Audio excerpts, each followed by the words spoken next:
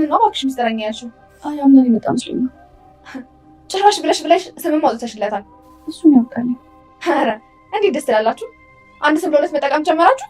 ምን ነው አንቺን ግን የደበረሽ ትመስያለሽ። እንዴት አይደብረኝ? እኔ እኮ ህጋዊ ሚስቱ እያለሁ እሱ ግን ለአንቺ ስም አውጥቶልሻል። ማለት የምን ሚስት? ምን ነው ጄሪ ሚስት ያለችን ብሎ ካለሽ እንዴ? አንቺ የአምና ሚስት ነሽ እንዴ? አዎ መርጦኝና ፈልጎኝ ያገባኝ ሚስቱ ነኝ። እናም ደግሞ ከዚህ በኋላ ከባለቤቴ ራቂ እሺ? እኔ ነኝ ያበላሽሁት?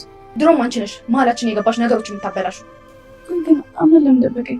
እሱ እኔ ምን አውቄልሽ? ምናልባት ደግሞ መጠቀሚያ ሊያደርግሽ ይሆናል። አሁን አትነፋረቂ። በቃ አሁን ተሽሎሻል። እዚህ ቁጭ ብለሽ የሰው ህይወት አትበጥብጪ። ከዚህም ቤትም ሆነ ከአቶ አምነን ህይወት መውጣት አለብሽ። እሺ ይቅርታ፣ ህይወትሽን ስላበላሽሁት።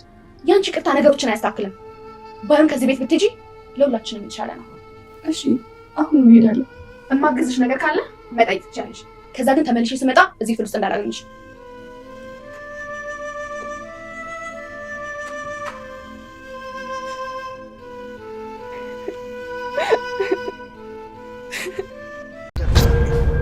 ማናችሁ የሴት ሳመሰቃቀሉ ነበር? ንገረኝ፣ ማናት? ላደረገችው ለእያንዳንዱ ነገር ዋጋ አስከፍላታለሁ። የገባችበት ገብቼ እገላታለሁ። በዚህም በጣም እየተናደደና በጣም ምን ሲፈን እርግጠኛ ነህ? ተነው ለሲፈን ተባባሪ ሆኖ ስለገባም በጣም የሚይዘውና የሚጨብጠው ጠፍቶበት አይተነዋል። ሰላም ጤና ይስጥልን ውድና የተከበራችሁ የቻናሌ ተከታታዮች እንደምን አላችሁ? ዛሬም እንግዲህ በተወዳጁና በአጓጊው ድራማ በድር ድራማ መተናል። እናንተም እንደተለመደው ላይክ፣ ሼር፣ ኮሜንት እያደረጋችሁ አበረታቱኝ። ስለምታበረታቱኝም ደግሞ ከልብ አመሰግናለሁ በማለት እንዲሁም አዲሶች ከሆናችሁ ሰብስክራይብ በማድረግ የደወል ምልክቷንም በመጫን እንግዲህ ወደፊትም የምለቃቸው ቪዲዮዎች ቀድሞ እንዲደርሷችሁ አድርጉ እያልኩኝ እንግዲህ በባለፈው ክፍል ቪዲዮ ያቆመው አምነን ከሃዲውን ደርሶበት ምንም ነገር ሳትደብቅም ንገረኝ ከኋላ ሆኖ የረዳህና እንዲሁም የሚያበረታታህ ማን ነው በማለትም ጠይቆትም ነበረ። ነገር ግን ሜሌክ አልመለሰለትም። ወዲያውኑ እንግዲህ ጊዜ ሳይሰጥ ነበረ የፈነገለው።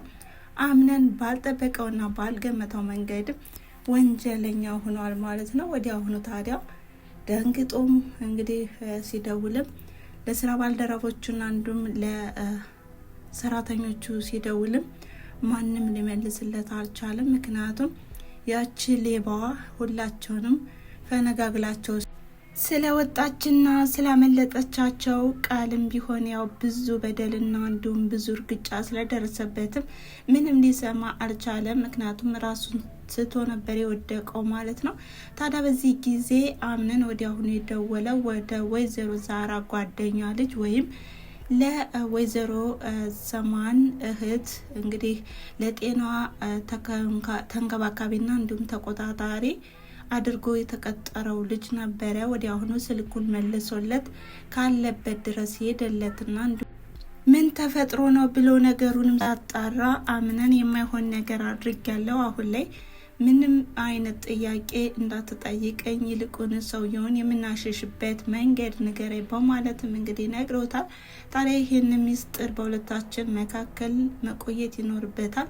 አይዞህ ከኔ በላይ የሰማ ሰው የለምና ምንም አትጨናነቅ በማለትም አምነንን እያበረታውና እያጽናናውም ነበረ። እንግዲህ አምነን በጣም በሚያሳዝን ሁኔታ ስለተከዳና እንዲሁም ያመነው ሰው ያ ደረጃውንም ከፍ ያደርግልኛል ያለው ሰው ዝቅ ስላደረገው ነበረ።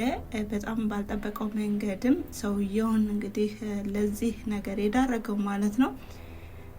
እና በዚህ ወቅትም ወዲያውኑ አምነን ወደ ቤት በመሄድም ለብሌንም የማይሆን ነገር አደረኩ በማለትም ነግሯትም ነበረ።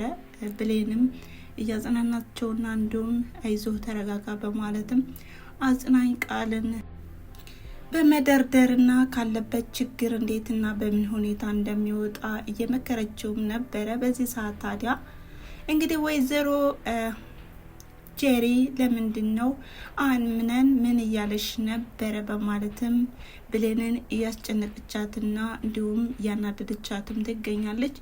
አምነን እኮ የኔ የህግ ባለቤቴ ነው። ስለዚህ ከሁለታችን መካከል ገብተሽ ለምንድነው እንደርጎ ዝንብ ጥልቅ ብለሽ ህይወታችን የምትረብሽው? ከዚህ ቤት መውጣትና እንዲሁም ከኛ ቤት ከህይወታችን መገልገል ይኖርብሻል በማለትም ብዙ ነገሮችን ተናግራለች። ያው ብሌን ካለባት ችግር የተነሳም መርሳትም ስለገጠማትም ምንም አይነት ነገር ስላላስታወሰችም ከዚህ በፊት ሚስቱ ነበርሽ ወይ በማለትም ጠይቃታለች ማለት ነው። ታዲያ አምነን እንዴትስ ለምንድን ነው የከዳኝ ሚስጥረኛዬ ብሎ እየጠራኝ ለምንድን ነው በዚህ ልክ በማለትም ለጄሪ እንግዲህ ስትናገርም ጄሪ አውቃም ለማጣላትና እንዲሁም ሁለታቸውንም ለማለያየትም ሊጠቀምብሽ እንጂ እሱ አስቦልሽ ወይም ወዶሽ አይደለም በማለትም እንግዲህ በነገር አናቷንም ብላታለች ማለት ነው። ታዲያ ብሌንም በዚህ ሰዓት እያለቀሰችም ነበረ። እንዴት ለምንድን ነው የከዳይ በማለትም በጣም እያለቀሰች ነበረ በዚህ ሰዓት። ታዲያ አምነንም ያው ሁሉን ነገርም ስላመመሽና ከዚህ በፊትም ብዙ ነገሮችን ታውቂ ነበር፣ አሁን ላይ ግን ስላመመሽ ነው፣ እባክሽን ተረጅኝ፣ እኔ ማግባት ስላለብኝ እንጂ እሷን ወድጃትና እንደውም ፈቅጃ አይደለም ያገባት፣ ይሄን ደግሞ ያው አንቺ ሲሻለሽ ታውቂያለሽ በማለትም ብሌንን አበርትቷታል። እንዲሁም ካለችበት ድብርትና ለቅሶም እንድትወጣ አድርጓታል ማለት ነው። በሌላ በኩል ሲፈን አሁን ላይ ለሙስጦፋ ፍቅሯንም ገልጻለታለች። እኔ እወዳለሁ፣ አፈቅራለሁ፣ ዛሬ ላይ የምትወዳትና የምታፈቅራት ሴት ማናት? ከዚህ በኋላ ይህንን ቃል ከኔ አፍ አታገኘውም በማለትም በብስጭትና በንዴትም እንግዲህ ስትናገረው ነበረ። ይህንን ስትል የሰማችው ጄሪም ወዲያውኑ ነበረ እንግዲህ የገባቸው ማለት ነው። ታዲያ ለሙስጦፋም አፍቃሪህ እስከ መቼ ድረስ ነው? እንዴት ነው? ከመቼ ወዲህ ነው ባክህ ያፈቀረችህ? በማለትም ንዴቷን ከኔ ላይ ተወጣች እያለችም ብዙ ነገሮችን እያለችም ነበረ። ታዲያ በዚህ ሰዓት እንግዲህ ሲፈንም ቢሆን ሙስጦፋ ይሄን ቤት ለቆ እንዲሄድ በማድረግም ከእራት ግብዣው ላይም ተናግራለች። ቤተሰብን ተሰናብቶ እንዲሄድም በማለትም ብዙ ነገሮችን ስለተናገረች ሙስጦፋ ቢሆን ለመሄድ እየተዘጋጀ ባለበት ታዲያ ደስታውም መቆጣጠር ያቃታት ጄሪም ከዚህ በኋላም ሰላሜን አገኛለሁ ሙስጦፋ ከሄደ በማለትም እየተናገረችም ነበረ። ታዲያ ሙስጦፋ እንዳይደም አንቺንም ከዚህ ቤት መንጥሬ አወጣሻለሁ ያለችም ሲፈን እየፎከረችና የዛተችባት ትገኛለች። በተጨማሪም ተንኮለኛዋ ጄሪም አሁን ላይም ብሌንን እንዳጠመደቻት ትገኛለች። ከቤት መውጣት አለብሽ ማለቷ ሳያንስም ለአምነን አያትም ልጄንም እንዲወርድ ያደረገችው ወይም የመረዘችኝ እሷ ናት። ይህን ደግሞ ያው ስለጠረጠርኩና እሷ ናት ብዬ ስላሰብኩኝ ነው ከደረጃ የወረወርኳት በማለትም ነግራታለች ማለት ነው። በዚህ ሰዓት ታዲያ የአምነን አያትም ንዴቷን መቆጣጠር አቅቷታል። በዚህ ባለችበት ሰዓትም ምንም አይነት ነገር ሊሰማኝ አይችልም፣ ከዚህ ቤት መንጥሬ አወጣታለሁ በማለትም እንግዲህ ብሌን ባላደረገችውና ባላደረገችው ባልሰራቸውም ስራ ተከሳለች ማለት ነው። በሌላ በኩል አሁን ላይም ድርጅቱ እንዴትና በምን ሁኔታ እንደከሰረም ለአምነን ያቺ ጸሐፊ ናት ብሎ የቀጠራትም ጁሊያ ማለት ነው ለአምነን ብዙ ነገሮችን ብለዋለች። ከዚህ በፊት ስለደበቅኩና እንዲሁም ስላልተናገርኩም ይቅርታ፣ ድርጅቱም እንዲከስርና እንዲያቆለቁል ያደረገውም ሜሊክ ነው በማለትም ተናግራለች። ታዲያ በዚህ ሰዓትም አምነንም ቢሆን በጣም ተናዶባታል። ምክንያቱም ከረፈድና እንዲሁም ከቆየ ነው የተናገርሽው። እንግዲህ ሜሊክ ማለት የከዳኝና እንዲሁም ወዳጅ መስሎ ስር ለስር የሄደ ሰው ነበረ። ታዲያ በስተመጨረሻም ሞቷል በማለትም ነግሯታል ማለት ነው። በዚህ ሰዓት ታዲያ ጸሐፊዋን በጣም ደንግጣለች ማለት ነው።